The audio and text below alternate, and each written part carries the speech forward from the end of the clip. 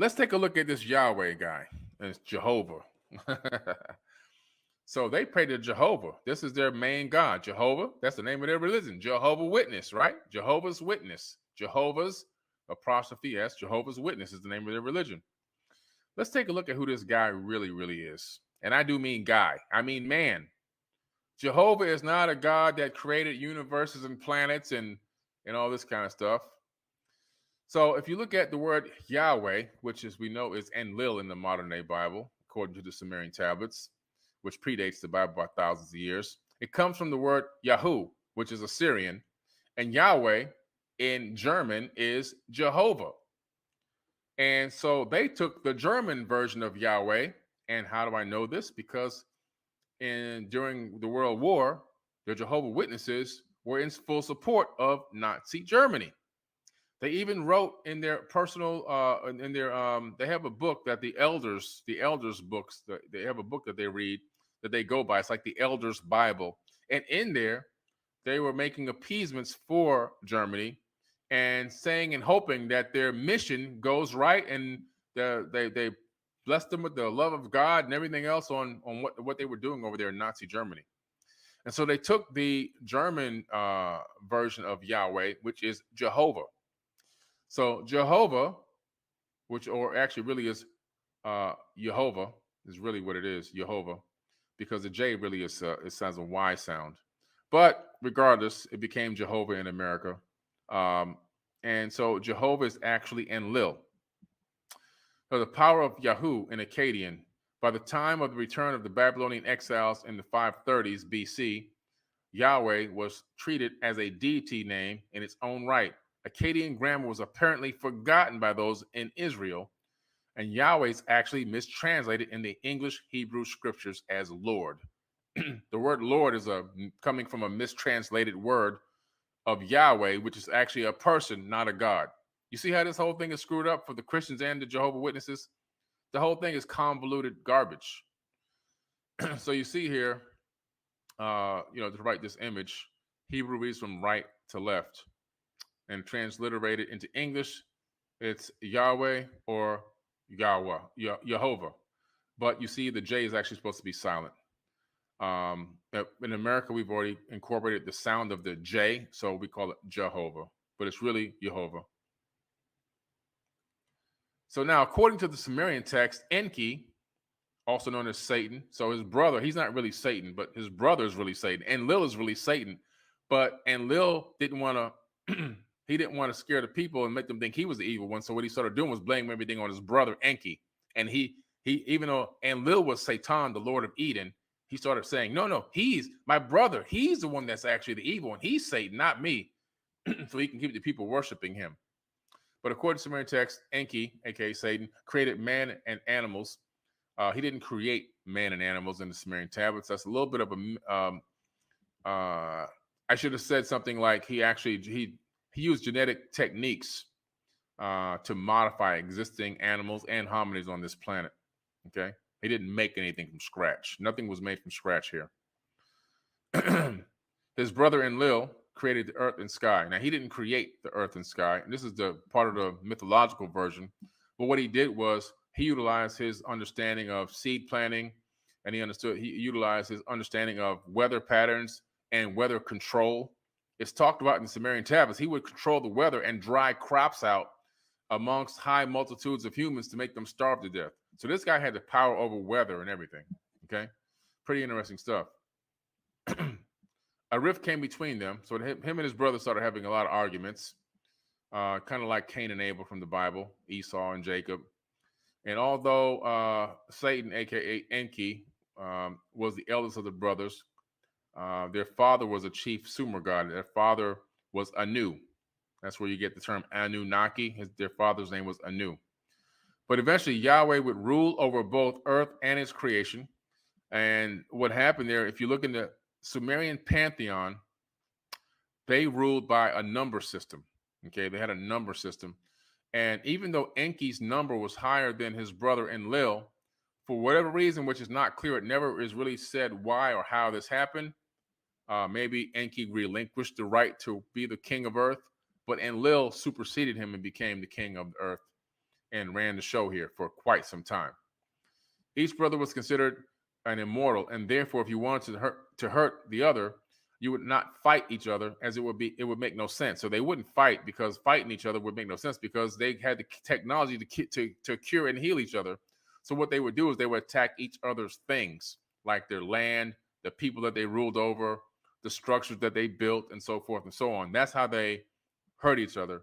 And their father got pissed off and said, look, you go to this side, you go over here. You guys stay away from each other and just do your own separate thing. But this is where Jehovah comes from. Jehovah is actually coming from the ancient Akkadian and Babylonian cuneiform tablets, thousands of years prior to the existence of Jehovah's Witnesses. And the person that they're praying to, and I do mean person that they're praying to, is one of the most evil killing rulers of all time. He would kill humans for fun. Okay. Later in the Akkadian version of the flood story, recorded in the Epic of Gilgamesh, which is a famous read, it's the true full story of Noah's Ark. Enlil, who's actually, like I said, Jehovah, actually causes the flood. He actually causes the flood in the cuneiform tablets, seeking to annihilate every living thing on earth because he got tired of the humans who were so overpopulated they were making too much noise. He actually says this in the tablets. The humans are making too much noise. I just want to kill them. They're disturbing my sleep. He would kill thousands of humans at a time just because they were too loud for him. This is who Jehovah's Witnesses are praying to. Where can you find out more about this guy? The Atrahasis. Okay, let's look at some of the things that Jehovah was doing on earth back in the day. Let's see what the Jehovah was doing. Where can you find out more about this guy? The Atrahasis. Okay, let's look at some of the things that Jehovah was doing on earth back in the day. Let's see what the Jehovah was doing. The God solution to their difficulties works well. Men make new picks and spades and dig deeper canals. I'm reading right from the Atrahasis, guys. I'm reading cuneiform. Okay, I'm reading it's converted into English text. Picks and spades and dig deeper canals to feed both themselves and the gods. Why did it say the gods with an S? Because everywhere God appears in the Bible is supposed to have an S on it. There is no single God in the Bible. It's gods with an S. The S was removed to give you the illusion of monotheism. But the gods has an S. And who are these gods? They're just people with advanced technology. But after 1,200 years, the population has increased so much that Enlil has trouble sleeping. The country was as noisy as a bellowing bull. The god grew restless at their racket. Enlil had to listen to their noise. He addressed the great gods. The noise of mankind has become too much. I am losing sleep over their racket. Give the order that Suruptu disease shall break out. Oh, he put up the Suruptu disease. Wow, that's crazy. The plague breaks out, but the wise Atrahasis appeals to his god Enki for help. Enki advises Atrahasis to have the people stop praying to their personal gods and start praying and offering sacrifices to the plague god, Namtar. Namtar is so ashamed by this. So basically, he played on their feelings and emotions. He got his cousin Namtar, who put out the plague under the order of Enlil, to have a heart and feel like, man, I really killed a lot of these people. I had to take the order from Enlil, but now what I did is killing people, and I feel sorry for them now. To show his attention that he wipes away his hand and the plague ends. So he decided, you know what I'm going to do is, guys, I'm so sorry for doing this. I was taking orders. I killed a lot of you humans, but I guess what? I'm going to go ahead and stop the plague now because enough is enough. Okay, that's what we're reading here. And so after another 1,200 years, mankind has again multiplied to the point where they are violating Enlil's noise ordinances. He got noise ordinance. He don't like loud noises. This time Enlil decides on a drought to reduce their numbers. I'm gonna starve these people. I'm gonna starve these people to death. They deserve to die by starvation now. I wiped them out with a plague last time. This time I'm gonna starve them to death. I think that's a good idea. So this time Enlil decides on a drought to reduce their numbers and gets Adad, the thunder rain god, to hold back the rain. See, I told you they have weather control. They knew how to control the weather back in the day. It ain't magic, it's technology.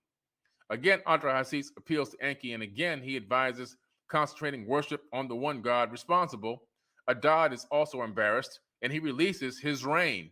after some time. He said, you know what? I starved out a lot of these people. A lot of babies died. Pregnant women, babies died, couldn't be born. Okay, guys, now you're really giving me a lot of attention. I feel so sorry for you. I'm going to go ahead and let it rain now. This is the kind of people that were running the planet back then. Okay? So Jehovah's Witnesses believe that only 144,000 persons since the time of Jesus can ever go to heaven. And they're to be co-rulers with the Christ Jesus over the inhabitants of a paradise earth. They also believe that the soul dies when the body dies and must wait until the resurrection before Jehovah remembers the personality of the deceased and matches it to a new physical body. Doesn't that sound magical? Those who are part of the 144,000 will be given spiritual bodies, but everyone else, you guys, you low lifes out there, everyone else will be given a fleshly body. You bums, we're just going to give you another a flesh sleeve. But we're going to get the spiritual bodies over here, the 144,000. And we're going to rule with Jesus Christ. The whole thing is predicated on preaching the second coming, Jesus coming back, and the end of times, the end of days. No education for your kids. No higher education, basically. No higher education. Keep everybody dumb and keep everybody just going out there, pounding the pavement. Your kids can't play in any sports. Your kids can't participate in any school activities. Your kids can't have any birthday parties. They can't participate in any holidays. Everything is wiped away. Their entire childhoods are wiped away, and they're turned into programmed zealots, literally, to run the streets, recruiting more people so that those guys I showed you in the beginning, that council, can make more money off all the real estate that they're building. It's a multi-billion-dollar real estate corporation. When you add up all their real estate assets, it's in the billions of dollars. And how do they do that? By keeping you dumb, keeping you afraid, and keeping your wallet coming into their kingdom halls